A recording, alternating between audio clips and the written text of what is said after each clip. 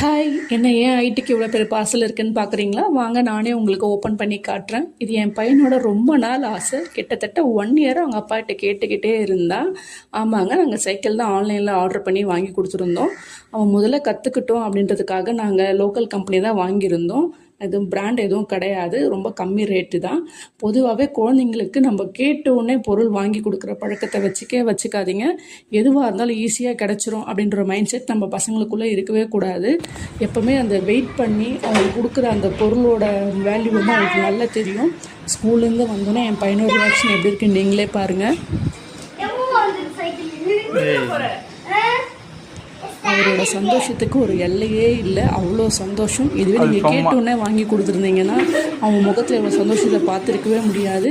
முடிஞ்ச வரைக்கும் நம்மளோட குழந்தைங்களுக்கு நம்ம கஷ்டத்தை சொல்லி வளங்க, அதுதான் ரொம்ப நல்லது.